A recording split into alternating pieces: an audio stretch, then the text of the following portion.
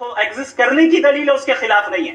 چونکہ اگر گاڈ ہے تو ہم سب اس کے سامنے اکاؤنٹیبل ہیں, اور اگر ہم اکاؤنٹیبل ہیں تو اکاؤنٹیبلٹی کے لیے ایول کا موجود ہونا ضروری ہے, اس کے بغیر ہم اکاؤنٹیبل نہیں ہو سکتے. اور اگر ہم اکاؤنٹیبل نہیں ہیں تو ہم جناب جاوید اختر صاحب سے پوچھیں گے کہ آپ بتائیں کہ پھر سفرنگ اس دنیا میں کیوں ہے؟ اگر خدا نہیں ہے تو سفرنگ کیوں ہے؟ اور ان لوگوں کے جذبے کا کیا جن کے اندر سفرنگ کے بعد انتقام لینے کا جذبہ پایا جاتا ہے اور وہ اس دنیا سے ایسے ہی چلے گئے؟ کیا ان کی ساری تکلیفیں بیکار چلی جائیں گی؟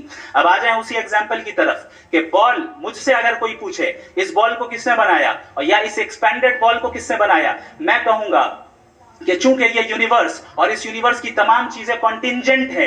کانٹینجنٹ ہونے کا مطلب یہ ہوتا ہے کہ جو اپنے ایگزسٹنس پہ کسی کے اوپر ڈیپینڈ کرتی ہو, تو ظاہر ہے یہ یونیورس کانٹینجنٹ ہے. اور اگر کوئی چیز کانٹینجنٹ نہیں ہے تو میں ریکویسٹ کروں گا کہ مجھے دکھا دیں کہ کون سی چیز یونیورس میں کانٹینجنٹ نہیں ہے. ہم بھی ذرا غور کر لیں اور ہم بھی دیکھ لیں. اور جب کانٹینجنٹ چیزیں موجود ہیں تو فلاسفرز کی اصطلاح کے مطابق, ہم اس ٹرمینالوجی کے مطابق ہم اس جگہ تک پہنچتے ہیں اور اس ہستی تک پہنچتے ہیں جسے نیسیسری بینگ کہا جاتا ہے, کہ یہ وہ نیسیسری بینگ ہے جس کا موجود نہ ہونا ناممکن ہو. چونکہ اگر یہ موجود نہ ہو تو ساری چیزیں ایگزسٹنس میں آئیں گی ہی نہیں, اور یہ ساری کانٹینجنٹ چیزیں اسی کے اوپر ڈیپینڈ کرتی ہیں. اب اگر